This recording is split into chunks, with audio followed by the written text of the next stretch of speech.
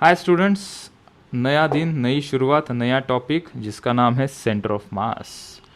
Centre of mass, this is a first topic, जैसा कि number 1 यहाँ पे लिखा है। यह सिस्टम ऑफ पार्टिकल के अंदर आएगा। सिस्टम ऑफ पार्टिकल के अंदर 2-3 टॉपिक आएंगे। Centre of mass, centre of mass के बाद हम देखेंगे conservation of momentum, conservation of momentum. उसके बाद इसके अंदर हम पढ़ेंगे कोलिजन, और फोर्थ हम इसके अंदर पढ़ेंगे रोटेशनल मोशन या rotational dynamics. So total in all we have 4 topics under the system of particle. उसमें से पहला टॉपिक सेंटर ऑफ मास, उसके बाद कंजर्वेशन ऑफ मोमेंटम, कोलिजन, और उसके बाद रोटेशनल डायनामिक्स, ठीक है, या रोटेशनल मोशन, वो बात करेंगे। So coming to the this topic centre of mass. क्या होता है सेंटर ऑफ मास? ये एक ऐसा पॉइंट होता है जहाँ पे पूरे बॉडी का मास कॉन्सेंट्रेट होता है। It is a point associated with the system of particle where all the masses of the system are suppose to be concentrated. तो सिस्टम ऑफ पार्टिकल का मीनिंग क्या है? कोई भी बॉडी है, वो बॉडी को हम 2 नज़रिए से देख सकते हैं। पहला नज़रिया, ये वाली बॉडीज़ जहाँ पे स्पीयर है, सिलेंडर है, रेक्टेंगुलर प्लेट है, डिस्क है या रिंग है और बहुत सारी। तो दीज आर बॉडीज़, एक यूनिबॉडी है, बहुत सारे नंबर ऑफ पार्टिकल को जोड़ के एक बॉडी बनी है। सेपरेट सेपरेट पार्टिकल नहीं दिख रहा है, स्पीयर ही एक बड़ा पार्टिकल हमें लग रहा है। तो इसको हम कहते हैं these are system of particle which are continuous in nature. दूसरी सिस्टम ऑफ पार्टिकल मतलब बहुत सारे पार्टिकल है, टुकड़े टुकड़े छोटे छोटे, इसको कहेंगे these are the discrete particles. So this is also system of particle, this kind of is also a system of particle. इसको हमने अलग सा नाम दिया, this is continuous system of particle and this is discrete system of particle. ठीक है, क्या अंतर होता है? अभी देखो, ये पूरी बॉडी है स्पीयर, और ये और दूसरी बात, ये सभी शेप्स कैसे हैं? सिमेट्रिक है। इसको कट कर दो इक्वल टू हाफ बनेंगे, इसको कट कर दो इक्वल टू हाफ बनेंगे, इक्वल टू हाफ बनेंगे। जब कोई बॉडी सिमेट्रिक होती है तो उसका सेंटर ऑफ मास उसके एग्जैक्टली सेंटर पे लाई करता है। अभी बात आती है कि सेंटर ऑफ मास क्या है। ये एक ऐसा पॉइंट है, ये एक ऐसा पॉइंट है जहाँ पे ऐसा लगता है कि ये पूरे बॉडी का जो मास है, कितना भी हो, जैसे कि इसका मास मान लो कि 2 kg, ये पूरे के पूरे 2 kg का मास अगर तुम्हें फील करना है तो इस प्लेट को तुम्हारे उंगली पे रखो और ये पॉइंट पे तुम्हारी उंगली प्लेस कर दो। ठीक है, डिस्क पे थोड़ा ठीक से समझ में आएगा। Let's say this is a disc of mass 2 kg. Hold this disc at this point. Put your finger here. यहाँ पे तुम्हारी उंगली रखो, हाँ, उंगली पे ये डिस्क को ऐसे बैलेंस करने की कोशिश करो। So you will feel at your finger that the whole 2 kg mass you can experience. ये पूरा का पूरा 2 kg का मास तुम्हारी उंगली के ऊपर फील होगा। मतलब पूरे डिस्क का मास ऐसा लगता है कि ये पॉइंट पे ही है और वो तुम्हारी उंगली पे लग रहा है। So this is a point where whole mass of the system is supposed to be concentrated. ये इसका मीनिंग होता है। ठीक है, ज़रूरी नहीं है कि सेंटर ऑफ मास हमेशा बॉडी के अंदर ही हो। ये सिमेट्रिक बॉडी है इसलिए इसका हो गया, इसका सेंटर ऑफ मास इसके मिड पॉइंट पे आ गया। बॉडी अगर ऐसी उबड़ खाबड़ है तो ज़रूरी नहीं कि उसका सेंटर ऑफ मास उसके सेंटर पे आए। जैसे कि हमने लास्ट में देखा था, हमने बैट ली थी, ये ऐसी बैट थी हमारे पास, तो हमने कहा था बैट का सेंटर ऑफ मास थोड़ा सा नीचे होता है। क्यों? क्योंकि नीचे वाले पोर्शन में मास ज़्यादा होता है। तो जहाँ पे मास का अकुमुलेशन या सैचुरेशन, या जहाँ पे मास ज़्यादा होता है, सेंटर ऑफ मास उसके तरफ झुक जाता है, उसकी तरफ झुक जाता है। वो क्या आदमी नहीं है, it is a imaginary point which is located where the mass is more. ये यूनिफॉर्म है तो यहाँ इसका मास कहाँ है? इक्वली डिस्ट्रीब्यूटेड है थ्रू आउट द बॉडी, इसका मास इक्वली डिस्ट्रीब्यूटेड है थ्रू आउट द बॉडी, इसलिए इसका सेंटर ऑफ मास यहाँ ज़्यादा आ गया। अच्छा, एक अच्छा एग्जांपल मुझे अभी जस्ट क्लिक हो गया। देखो, पानी की बॉटल है ना, ये पानी की बॉटल है, ठीक है, ये पानी की बॉटल, अभी पानी की बॉटल दिख रही है क्या? एक ओपन ऐसा फ्लास्क ले लेते हैं, ठीक है, ये ऐसा जार है, जार के अंदर पानी बिल्कुल नहीं डाला है मैंने, खाली है, तो हम कहेंगे कि इसका सेंटर ऑफ मास कहाँ है? एग्जैक्टली सेंटर में है। अभी देखो, इसको मैं पूरा पानी से भर देता हूँ, इस जार को मैंने पूरे पानी से भर दिया, तो मैंने कहा इसका सेंटर ऑफ मास कहाँ है? मैंने कहा अभी भी इसका सेंटर ऑफ मास इसके सेंटर में है। क्यों? क्योंकि एक्स्ट्रा मास तो डाला हमने, लेकिन वो पूरा यूनिफॉर्मली पूरा ग्लास के अंदर भर गया। अभी दूसरी सिचुएशन देखो, हम अभी क्या करते हैं, सेम ग्लास लिया मैंने और लेकिन इतना सा ही मैंने पानी भरा। तो बच्चों मुझे बताओ इसका सेंटर ऑफ मास कहाँ होगा? अभी भी सेंटर में होगा या थोड़ा नीचे शिफ्ट हो जाएगा या ऊपर? Tell me. सर थोड़ा नीचे शिफ्ट हो जाएगा। क्योंकि अभी पानी नीचे वाले पोर्शन में है, मतलब मास ज़्यादा कहाँ पे है? पूरे जार का नीचे वाले पोर्शन में। तो centre of mass will shift at the lower portion. एक एक्सपेरिमेंट तुम कर सकते हो। कोई भी छोटी पानी की बोतल लेना, इस पानी की बोतल को फुल भर देना और उसको ऊपर फेंक दो। ऐसे रोटेट होनी चाहिए ऊपर फेंकने के बाद, और उसे कैच करो। अभी क्या करो, इस पानी को निकाल दो, आधा कर दो। अभी पानी की बोतल के अंदर पानी कितना है? आधा है ना। अगेन इसको ऊपर फेंक दो, मतलब ऐसे रोटेट करके फेंको ऊपर और वापस कैच करो। अभी फिर से क्या करो, वही सेम पानी की बोतल में के अंदर और थोड़ा पानी कम कर दो, मतलब ये 25% हो, 3/4 ऑफ पानी निकाल दो, ठीक है, 1/4 ऑफ पानी बचेगा यहाँ पे। अभी इस बॉटल को ऊपर फेंक दो। तो देखना तीनों सिचुएशन में ये रोटेशन है ना, वो अलग अलग हो जाएगा, क्योंकि सेंटर ऑफ मास का लोकेशन चेंज हो गया। सेंटर ऑफ मास का लोकेशन चेंज होने से बहुत सारी चीज़ें होती है। एक तो रोटेशन हो जाएगा, फिर उसका एग्जाम्पल हम कोलिजन में भी देखेंगे, फिर उसका एग्जाम्पल किसी चीज़ को बैलेंस करने में भी देखेंगे। So centre of mass is a core concept which can be applied for many applications, ठीक है। So there are wide range of application. So इसका हम बहुत बेसिक सा पोर्शन देख रहे हैं कि एग्जैक्टली होता क्या है ये, तो मैंने बता दिया। सो डिस्क्रीट ऑब्जेक्ट के लिए centre of mass and continuous object के लिए हम सेंटर ऑफ मास देखेंगे। सेंटर ऑफ मास होता है जहाँ पे पूरे बॉडी का मास कॉन्सेंट्रेट होता है, और वो बॉडी के अंदर हो सकता है, एग्जैक्टली सेंटर हो सकता है, थोड़ा ऑफसेट हो सकता है, या बॉडी के बाहर भी हो सकता है सेंटर ऑफ मास। अच्छा, तो हमने हमारे अंडरस्टैंडिंग के लिए सिस्टम ऑफ पार्टिकल को हमने दो हिस्सों में बांट दिया। पहला तो है डिस्क्रीट ऑब्जेक्ट सिस्टम और दूसरा है continuous object system. Discrete object system, जैसा कि मैंने कहा था, अलग अलग पार्टिकल हैं रखे हुए हैं, इनका सेंटर ऑफ मास हमें देखना है। तो उसकी प्रोसीजर क्या होगी, क्या मैथमेटिक्स इसका होगा। कंटिन्यूस ऑब्जेक्ट सिस्टम, जैसा कि यहाँ पे सिलेंडर है, कोई भी शेप है जो यूनिबॉडी है, ग्लास है, हेडफोन्स हैं, टीवी है, वायर है, ये सभी क्या है, एक कंप्लीट बॉडी है, उसका सेंटर ऑफ मास क्या होगा, ठीक है।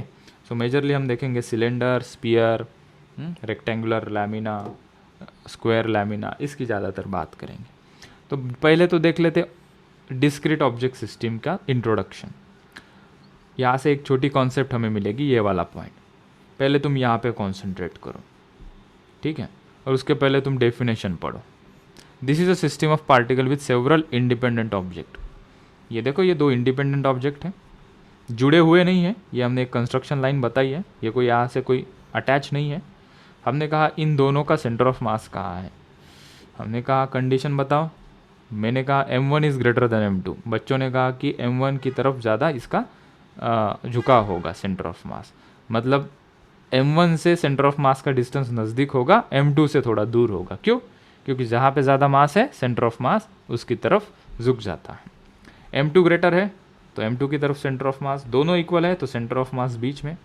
तीन पार्टिकल्स है, मैंने कहा कि m1 से m2 बड़ा है और m2 और m1 से m3 बड़ा है, तो इसके वक्त हम सेंटर ऑफ मास कैलकुलेट कर सकते हैं without any calculation.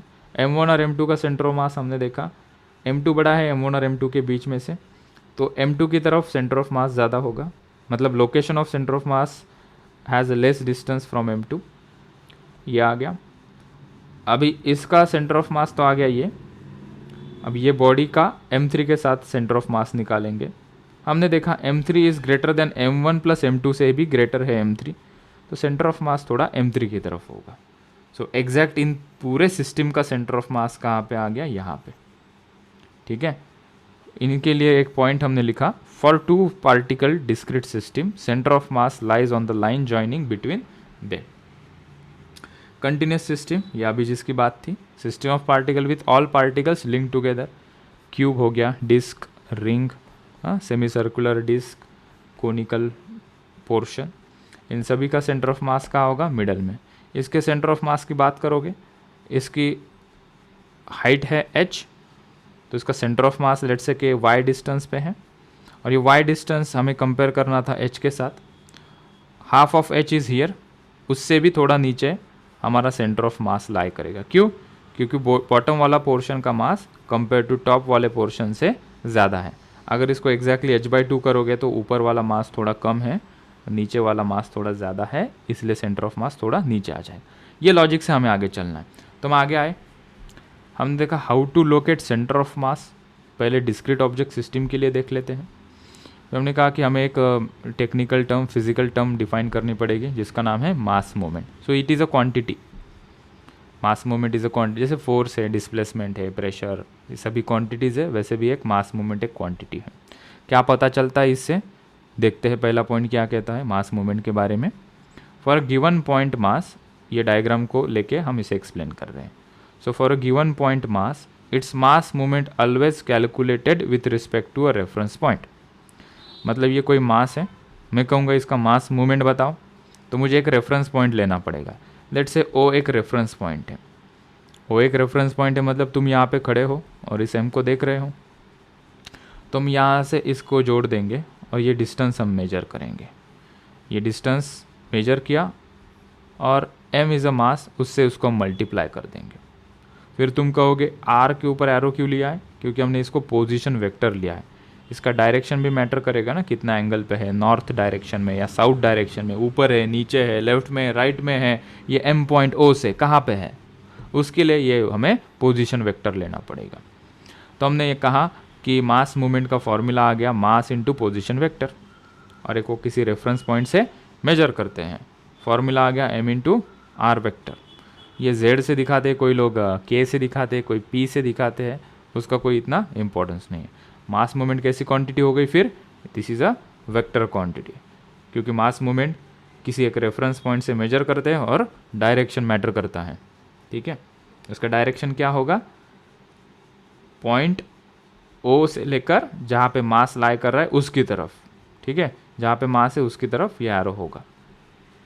3 point system होगी तो 3 पॉइंट सिस्टम का मास मूवमेंट निकालना है तो एक रेफरेंस पॉइंट O से हमने कहा कि m1 से O, m3 से O और m2 से O की डिस्टेंसेस ले लो और उसको अल्जेब्रिकली हम ऐड कर देंगे।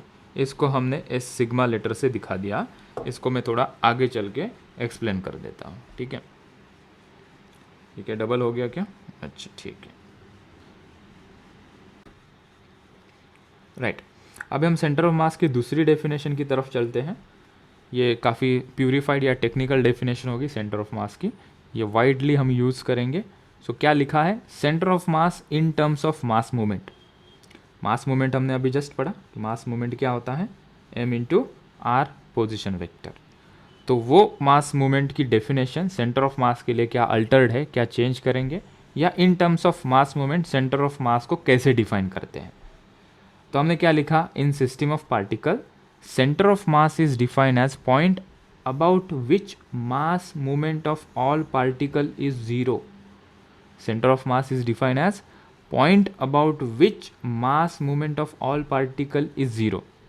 Mathematically mass movement पूरे पार्टिकल की about center of mass is equals to क्या करनी है? ज़ीरो करनी है। ठीक है, फॉर एग्जाम्पल ये कोई इतना टेक्निकल एग्जाम्पल नहीं होगा, जस्ट एक विजुअलाइजेशन और एक थोड़ी सी अंडरस्टैंडिंग आ जाएगी इस एग्जाम्पल से। ठीक है, ये मास m1 है इस पार्टिकल का, ये कंटिन्यूस बॉडी सिस्टम है। मान लो कि ये बहुत छोटे छोटे पार्टिकल से बनी हुई है, m1, m2, m3, m4। ये सभी का बॉस कौन है या सभी का मॉनिटर कौन है? मतलब इन सभी का सेंटर ऑफ मास कहाँ पे? हमने कहा कि ये इसका सेंटर ऑफ मास है। अब ये सेंटर ऑफ मास से m2, m1, m4, m1, m3 इन सभी की हम मूवमेंट लेंगे, मतलब हम मास मूवमेंट लेंगे, तो वो क्या आती है? इज इक्वल्स टू ज़ीरो आती है। तो हमें एक डेफिनेशन यहाँ से मिली कि सेंटर ऑफ मास के अबाउट मास मूवमेंट क्या आती है? Is equals to zero. फिर से एक बार, सेंटर ऑफ मास के अबाउट मतलब सेंटर ऑफ मास को एज अ रेफरेंस रख के, सेंटर ऑफ मास को एज अ रेफरेंस रख के अगर हम मास मूवमेंट निकालेंगे किसकी? सभी पार्टिकल्स की, तो वो क्या आएगी? इज इक्वल्स टू ज़ीरो आएगी। हमने कहा इसी का इस्तेमाल करते हुए हम आगे बढ़ते हैं। ठीक है, तो MI क्या है, जितने भी मासेस है वो हो गए M1 M2 M3। R क्या होगा, उस मासेस का सेंटर ऑफ मास से डिस्टेंस होगा, और ये समेशन क्या कहेगा, उनकी एडिशन होगी। मतलब यहाँ पे M1 M2 और M3 ऐसे मासेस है, इसका यहाँ से R1 R2 और R3 डिस्टेंसेस है, तो हम क्या लेंगे M1 R1 plus M2 R2 plus M3 R3 vector लिखना है इज इक्वल्स टू 0, और R1 R2 R3 को प्रॉपर साइन कन्वेंशन से प्लस माइनस पुट करके ही सॉल्व करना है, क्योंकि ये वेक्टर लिखा है हमने इसको। ठीक है, ये अभी यहाँ से समझ में आएगा ठीक से। अभी हम सेंटर ऑफ मास का फॉर्मूला निकालेंगे या प्रोसीजर देखेंगे कैसे फाइंड आउट करते हैं मैथमेटिकली फॉर 2 पार्टिकल सिस्टम। यहाँ पे बच्चों मैंने 2 पार्टिकल्स लिए हैं M1 और M2, इनके बीच की दूरी है L मीटर सेंटीमीटर जो कि दिया होगा। कंडीशन हमने लगा दी M1 is greater than M2, मतलब M1 का मास ज़्यादा है, मतलब ऐसा कुछ हो सकता है न्यूमेरिकल फॉर्म में, ये 3 kg तो ये 3 से कम लेट से 2 kg, ये 3 kg है, ये 2 kg है। तो सेंटर ऑफ मास का आएगा, बच्चों ने बोला मिडल में नहीं आएगा सर, जिसका मास ज़्यादा है उसकी तरफ सेंटर ऑफ मास आएगा। हमने कहा कि ये सेंटर ऑफ मास आ गया, अरे वाह कॉन्ग्रेचुलेशन, सेंटर ऑफ मास मिल गया, बधाई हो। अभी हमें इसका मास मूवमेंट से कुछ करना है, ठीक है, सेंटर ऑफ मास का कुछ करे।